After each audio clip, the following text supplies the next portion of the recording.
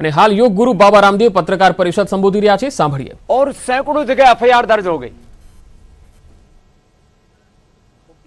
माने एक जैसे किसी देशद्रोही और आतंकवादी के खिलाफ एफआईआर दर्ज होती है और कुछ सिरफिरे लोगों ने हेडलाइन चलानी शुरू कर दी।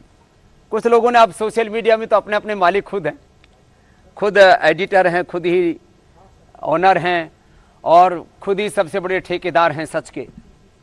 स्वामी रामदेव जेल जाएंगे और एक आर्टिफिशियल जेल बना करके और उसके पीछे स्वामी रामदेव को बैठा दिया कि अब 7 दिन बाद स्वामी रामदेव सलाखों के पीछे जाने वाले हैं। अरे भाई, ऐसा क्या गुनाह कर दिया? ये जो पूरी मानसिकता है ये हमें कहां लेकर के जाएगी? स्वामी रामदेव और आचार्य बालकृष्ण 35 वर्षों से हम लोग देश और दुनिया के सामने अपनी सेवाएं कर रहे हैं और एक सामान्य जमींदार के घर में पैदा होकर के, एक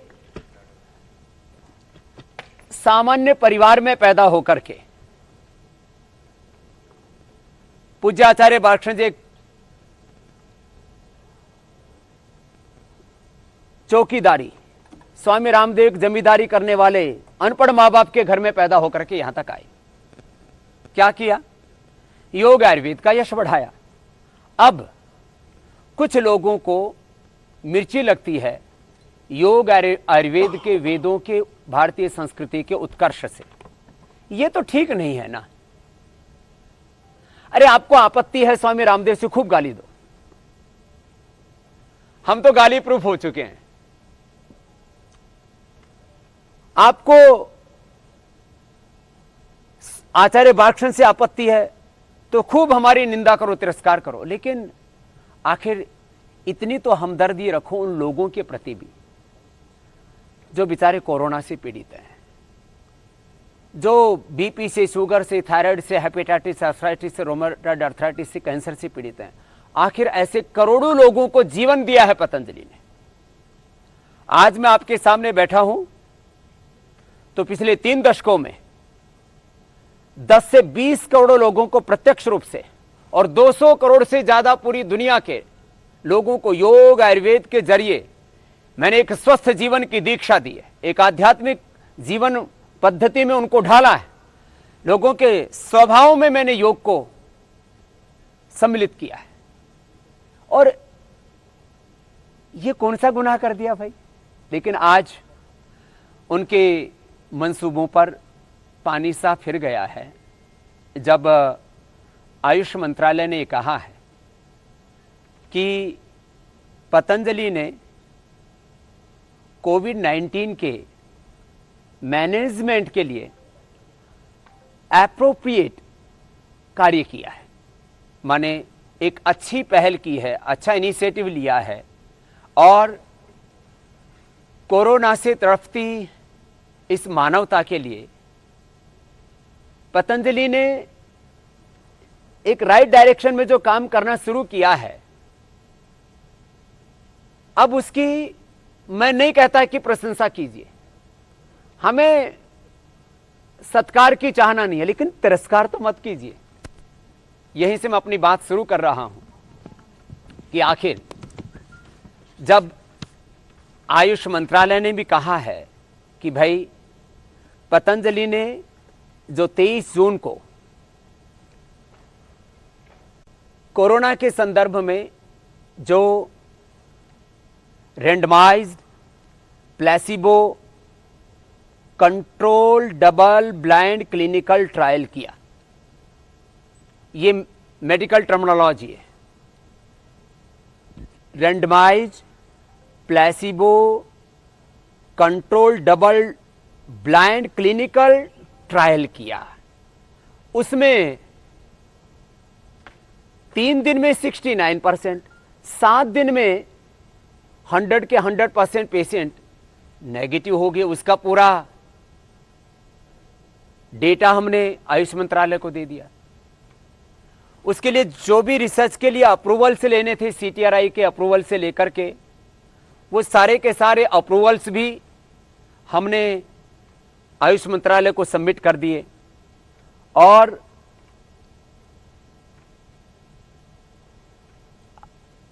इस पूरे ट्रायल में यह देखा गया कि सबसे बड़ा खतरा होता है कोरोना पेशेंट्स में। जब कोरोना हमारी बॉडी के अंदर उतरता है तो हमारे लंग के अल्वोलाइज को ऑक्युपाई कर लेता है और एक कोरोना का जीवाणु अंदर गया तो वायरस अपना संक्रमण कैसे फैलाता है। साइटोकाइंस का एक तूफान खड़ा होता है अंदर। एक कोरोना अपनी जैसी हजारों फिर लाखों कॉपियां तैयार कर लेता है और इसका पता लगता है IL-6, TNF अल्फा और CRP बढ़ने से। हमने पेशेंट्स के अंदर देखा कि सारी चीजें कंट्रोल हो रही हैं, बहुत बेहतर तरीके से कंट्रोल हो रही हैं। जो भी कंट्रोल ग्रुप में जो प्लेसिबो ग्रुप था उसकी तुलना में, जिनका 282-300 तक जिनको IL-6 लेवल हो गया था वो 1, 2, 3, 4, 5 लेवल पर आ गए, सीधा लगभग 300 से 3 पर आ गए। ये बहुत बड़ी बात है इस साइटोकाइंस के तूफान को कंट्रोल करना। फिर इसके जो भी वायरस लोड हैं या और दूसरी जो चीजें क्या क्या उसके अंदर भीतर परिवर्तन हुआ रोगी के अंदर, उसका पूरा साइंटिफिक डॉक्यूमेंटेशन है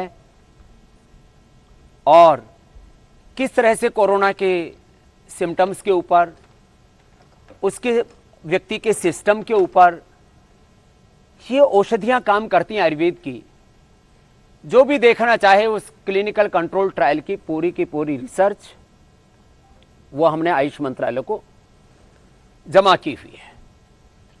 अब जब सारे अप्रूवल से लेकर के आयुर्वेद को क्लिनिकल कंट्रोल ट्रायल के जो भी पैरामीटर्स मॉडर्न मेडिकल साइंस ने सेट किए, स्वामी रामदेव ने पैरामीटर्स नहीं बनाए हैं, आचार्य बालकृष्ण ने पैरामीटर्स सेट नहीं किए हैं, ये पतंजलि के बनाए हुए पूरे प्रोटोकॉल्स नहीं है, ये मॉडर्न मेडिकल साइंस ने जो प्रोटोकॉल बनाए उन प्रोटोकॉल्स के अकॉर्डिंग हमने ये रिसर्च किया।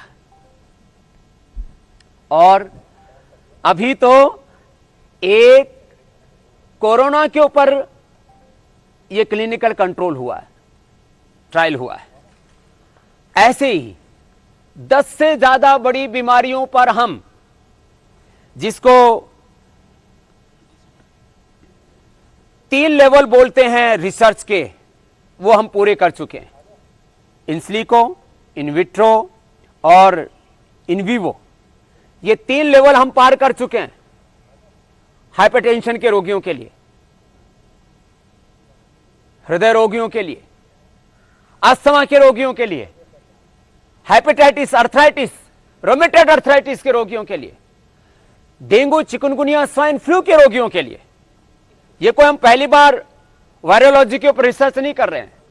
हमारे पास डॉक्टर अनुराग वार्ष्णेय जी जो मेरे भाई और हैं, ऐसे करीब 500 हमारे पास में आयुर्वेद के रिसर्च करने वाले सीनियर साइंटिस्ट और उसके ऊपर निरंतर वैज्ञानिक शोध, अनुसंधान और पूरे इस प्रोसेस को आगे बढ़ाने वाले लगभग 500 साइंटिस्टों की टीम है। पूज्य श्रद्धेय आचार्य बालकृष्ण जी के मार्गदर्शन में ये 500 साइंटिस्ट रात दिन काम कर रहे हैं। अभी तो एक कोरोना के बारे में हमने क्लिनिकल कंट्रोल ट्रायल का डेटा सामने रखा तो मानो तूफान सा उठ गया, भूकंप सा आ गया, चूल्हे हिल गई। उन ड्रग माफियाओं की, उन एमएनसीज के माफियाओं की, उन भारत और भारतीयता स्वदेशी विरोधी ताकतों की जड़ें हिल गई। और ये हो क्या गया? ये टाई साई पहनने वाले ये तो रिसर्च करते थे, ये लंगोटी धोती पहनने वाले कब से रिसर्च करने लगे? तो तुमने ठेका ले रखा है कि तुम ही रिसर्च करोगे। एक सन्यासी एक साइंटिस्ट की भूमिका में नहीं हो सकता, एक आचार्य वो जो है उस साइंस और टेक्नोलॉजी में रिसर्च में काम नहीं कर सकता। ये कौन सी अस्पृश्यता है? ये एक नई इंटचेबिलिटी, एक नई अस्पृश्यता, एक नई घृणा, एक नया उन्माद, ये किस तरह का हेट का दौर है, ये किस प्रकार से एक पूरी की पूरी एक सामंतवादी, एक साम्राज्यवादी सोच है कि कोई वेद पढ़ा हुआ, कोई भगवा कपड़ा पहनने वाला, कोई सन्यासी, कोई आचार्य कैसे रिसर्च कर सकता है। हमने योग आयुर्वेद की रिसर्च के लिए लगभग 10,000 करोड़ रुपए का इंफ्रास्ट्रक्चर खड़ा किया है इस देश के लोगों की ताकत से, उनके आशीर्वाद से, उनके स्नेह से। और अभी मैंने कहा ये तो एक क्लिनिकल कंट्रोल ट्रायल के डाटा सामने रखे तो पूरी मॉडर्न मेडिकल साइंस में तूफान सा उठा, और उन्हीं के बनाए हुए प्रोटोकॉल्स के अकॉर्डिंग, उन्हीं के बनाए हुए रिसर्च पैरामीटर्स के अकॉर्डिंग हमने ये कार्य आगे बढ़ाया है। अब ये कार्य और आगे बढ़ेगा और हम इस पूरे अनुसंधान को और बहुत दूर तक लेकर के जा रहे हैं। मैं इसलिए इस बात को कहना चाहता हूं कि आज मैं 5-7 बातें पूरी स्पष्टता के साथ सबके बीच शेयर करना चाहता हूं। एक बात कि यह जो आप मेरे हाथ में तीनों औषधियां देख रहे हैं, इनका बनाने का जो लाइसेंस होता है, जिसको बोलते हैं आयुर्वेद में ड्रग लाइसेंस, यूनानी और आयुर्वेद डिपार्टमेंट होता है स्टेट गवर्नमेंट का, जो सेंट्रल के आयुष मंत्रालय से संबद्ध होता है, उससे हमने इनका लाइसेंस लिया हुआ है। अब कुछ लोग इसी पर कोहराम मचा रहे हैं कि आपने लाइसेंस क्या लिया हुआ है और आप इसके ऊपर रिसर्च क्या कर रहे हो। अब मैं 2 बातें अलग अलग कहनी चाहता हूं। भैया, आयुर्वेद में ड्रग लाइसेंस का जो प्रोसीजर है वो औषधियों के परंपरागत गुण विज्ञान के आधार पर मिलता है। यह खाली स्वासारीय का जो रजिस्ट्रेशन होता है वो उनके परंपरागत गुणों के आधार पर होता है। कोई भी औषधि का जो अनुसंधान है, क्लिनिकल कंट्रोल ट्रायल है, उसका प्रोटोकॉल आयुर्वेद तय नहीं करता है। उसके लिए, क्योंकि पूरे मेडिकल सिस्टम को एलोपैथी या मॉडर्न मेडिकल साइंस लीड करता है, तो मॉडर्न मेडिकल साइंस ने रिसर्च के पैरामीटर्स बना रखे हैं, हम उसको फॉलो करते हैं। तो हमने कोरोनिल का, स्वासारी का जो आयुर्वेदिक ड्रग लाइसेंस है वो परंपरागत गुणों के आधार पर लिया।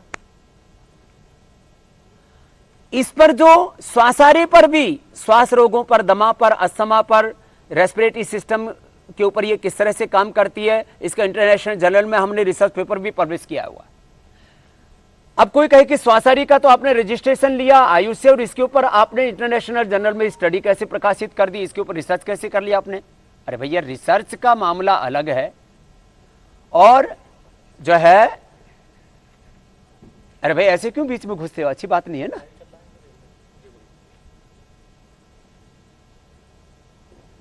एक बात यह कहना चाहता हूं कि जब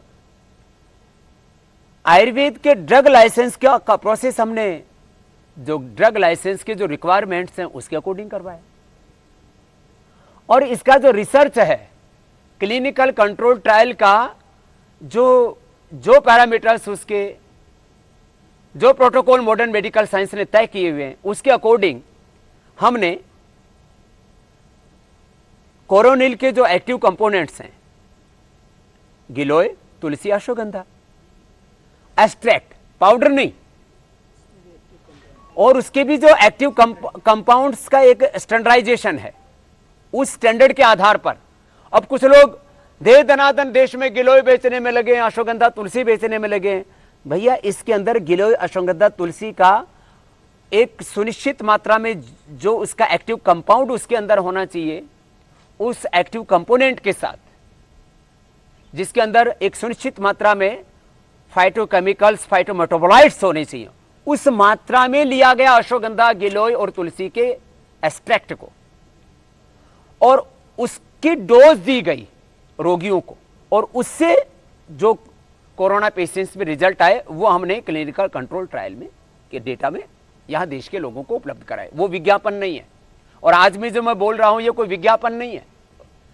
मैं एक सच रख रहा हूं देश के सामने कि हमने गिलोय और तुलसी अश्वगंधा के एक्सट्रैक्ट से उसके एक सुनिश्चित मात्रा में, जिसके अंदर जो है फाइटोकेमिकल्स हैं, फाइटोमेटाबोलाइट्स हैं, इसके उन तत्वों को लेकर के ये कोरोनिल, और ऐसे ही रुदंती से लेकर के और अलग अलग प्रकार के काकड़ा सिंघी, दालचीनी, अकरकरा जैसी औषधियों से हमने श्वासारी को निर्मित किया। और इसके ऊपर ये दोनों दवाइयां साथ साथ दी गई हैं, श्वासारी और कोरोनिल के गिलोय तुलसी अश्वगंधा साथ साथ दी गई हैं। लाइसेंस अलग अलग है, लेकिन श्वासारी और इस कोरोनिल के अंदर जो एक्टिव कंपाउंड्स हैं उसके बारे में मैं बता चुका हूं। इनका साथ साथ प्रयोग किया गया है, साथ में अणु तेल भी डाला गया है, और ये समान रूप से इफेक्टिव है। अकेला कोरोनिल या अकेला श्वासारी का ये अभी क्लिनिकल कंट्रोल ट्रायल नहीं हुआ है। इनका संयुक्त रूप से randomise placebo control double blind clinical trial हुआ है, और रजिस्ट्रेशन के ढंग से हुआ है। इसमें विवाद कहां रह गया कि आपने रजिस्ट्रेशन तो कुछ करवाया और रिसर्च कुछ कर रहे हैं। अरे रिसर्च के डेटा अलग है, रजिस्ट्रेशन का प्रोसेस अलग है। रजिस्ट्रेशन के प्रोसेस के लिए हमने रजिस्ट्रेशन का प्रोसेस फॉलो किया, क्लिनिकल कंट्रोल ट्रायल के लिए हमने क्लिनिकल कंट्रोल ट्रायल का प्रोसेस फॉलो किया। और ये तो अभी हमने आपको कोरोनिल और श्वासारी के बारे में बताया। हमने परंपरागत गुणों के आधार पर ही मुक्तावटी, मधुनाशिनी, हृदयामृत, सर्वकल्पक्वाथ। भाई आप बीच बीच में क्यों ऐसे आते हैं?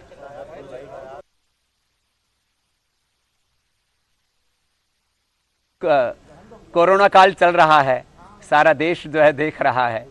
तो देखो, एक बात ये कहना चाहता हूं अंत में कि